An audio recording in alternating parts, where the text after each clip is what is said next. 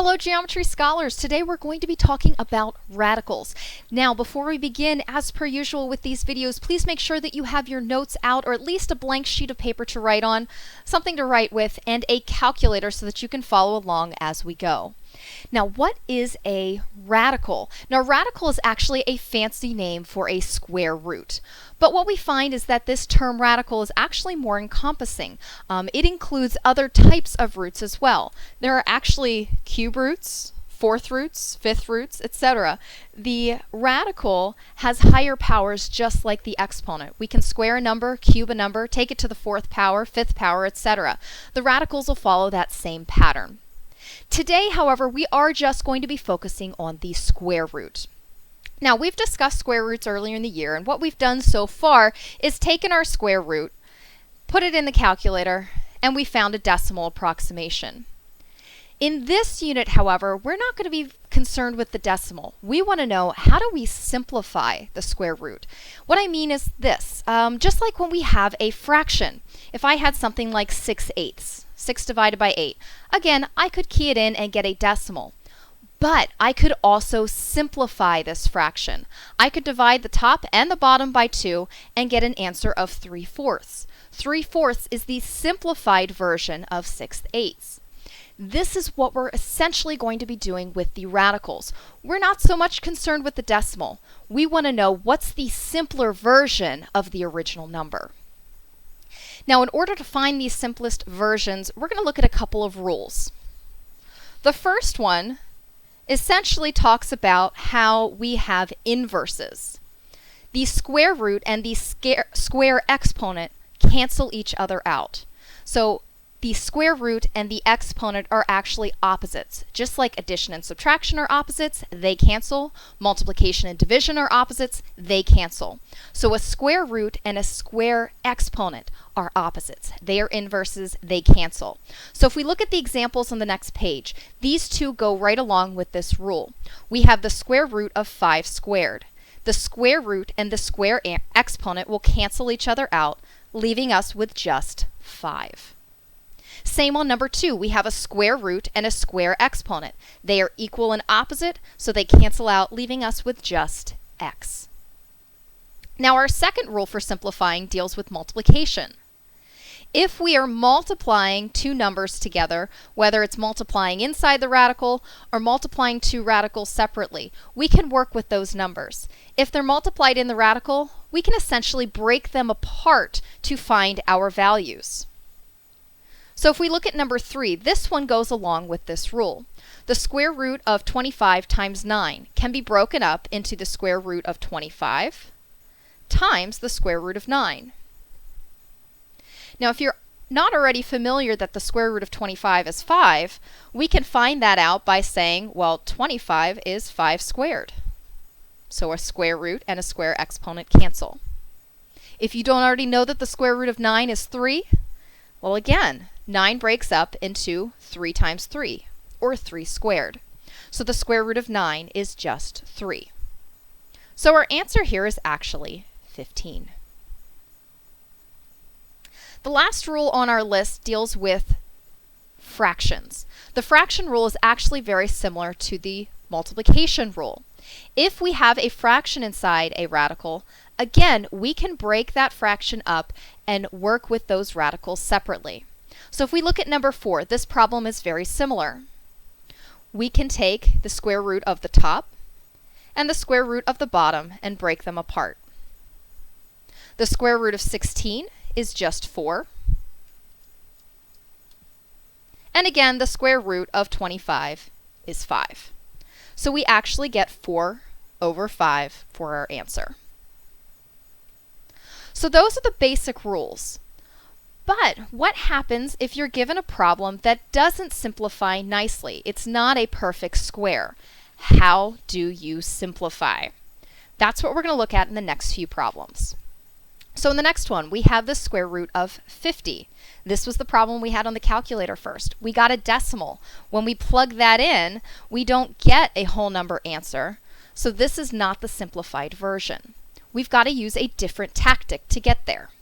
Now there are two trains of thought to simplify the radicals. I'm going to show you both. Whichever one makes more sense to you, stick with it and use it. Method number 1 is similar to what we did in the previous problems. If we can find a factor that is a perfect square, so 25, 9, 16, 36, any of those perfect square numbers, that will allow us to use this method to simplify. So I'm going to try that first. I'm going to rewrite 50. I know that 50 is the same as 25 times 2. So now, using this rule here, we can break up the radical. The square root of 25 times the square root of 2. Well, the square root of 25 is just 5. So I end up with 5 square roots of 2. The root 2 cannot be broken down. The square root of 2, there's nothing else we can do with it. So this is actually our most simplified version for the square root of 50. That's method 1. Method 2 says let's take that 50 and let's factor it out completely. Okay, I can say 50, I could start with 25 and 2 again, that's fine. But then I also want to break down the 25. And I want to factor as far as I can go. 5 cannot be broken down anymore, 2 cannot be broken down anymore. So what I want to do, these end branches here, the 2, the 5, the ones that I've factored out as far as they go, if I can find a pair of numbers, that pair of numbers can come to the outside of the radical. So since I have a pair of 5s, that pair moves to the outside. Anything left over that doesn't have a partner has to stay on the inside. So to use this rule, you need to have a buddy to go outside, otherwise you stay home alone. Let's try another one, both methods again.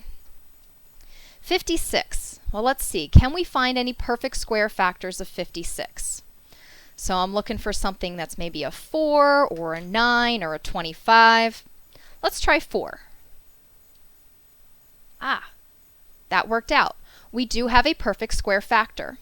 So we can rewrite the problem as the square root of 4 times the square root of 14. We know that the square root of 4 is just 2. The square root of 14 is not a perfect square, so it stays inside the radical. Method 2. Let's factor out the 56 completely. So 4 and 14, 2 and 2, 2 and 7. So looking at all of these values at the bottom here, all of these prime numbers, do I have any pairs? Well, yes, I do. I have a pair of 2s. So that pair of 2s moves to the outside. I have a single 2 left over and a single 7 left over. Neither of these are duplicates. They don't have a buddy that is the same, so they have to stay on the inside. Now to get the 14 that we had originally over here, we get that by multiplying these together. So any singletons that are left over multiply together on the inside. Let's try one more like this. Square root of 10. Okay, I'm going to just use method 2 this time. All right, 10 breaks down into 2 and 5. I can't go any farther, and I don't have any duplicates. I don't have 2 of a kind for either of my numbers. So what that tells me is that the square root of 10 is already simplified. There's nothing I can do here, and that happens sometimes. Just like with fractions, sometimes you can simplify them, sometimes you can't. When you're factoring, if you can't find a pair, then it's already simplified.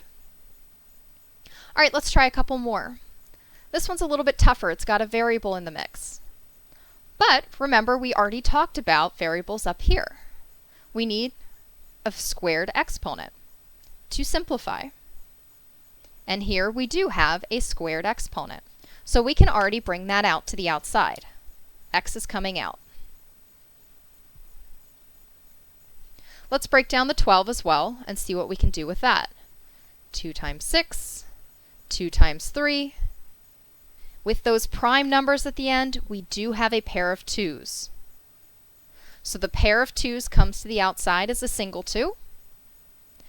And this 3 is all by itself. He's left over. He has to stay inside.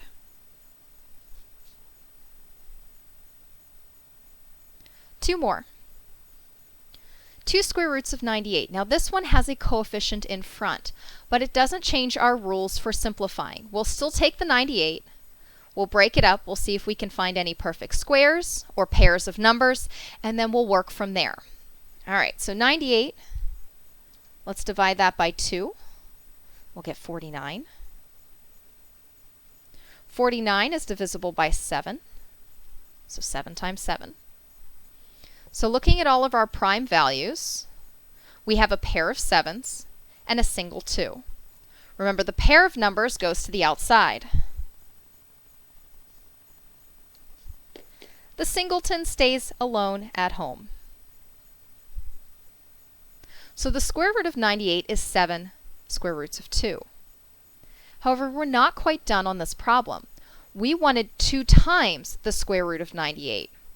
So we're still multiplying our value by 2. That 2 doesn't disappear. It's still used in our problem. And the way we use it is by multiplying our new coefficient. We pulled the 7 out of the radical. So that 7 gets multiplied by the 2. That tells us our final answer is 14 square roots of 2.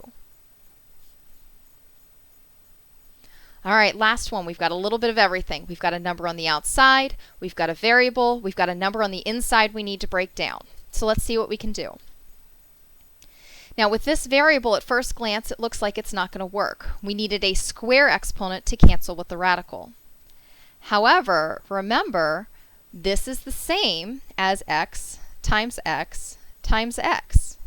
In fact, we have 2 of a kind that can come out. Just like we looked for 2 of a kind with our numbers, we can look for 2 of a kind with our variables. In other words, this is the same as x squared times x. So our x squared cancels with the square root. The x times the x, that comes out.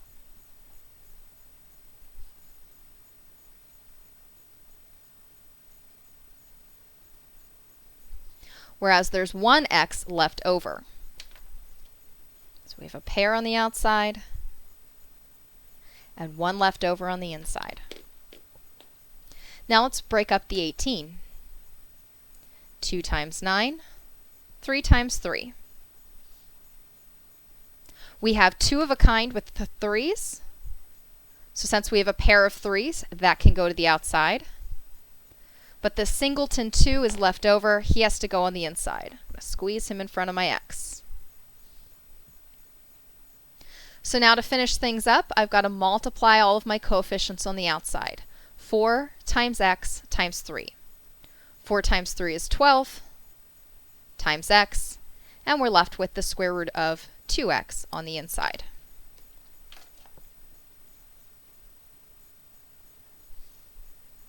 Now for the last question, I want you to take a minute and pause the video and think about this. See if you can come up with a way to check your answer using decimals.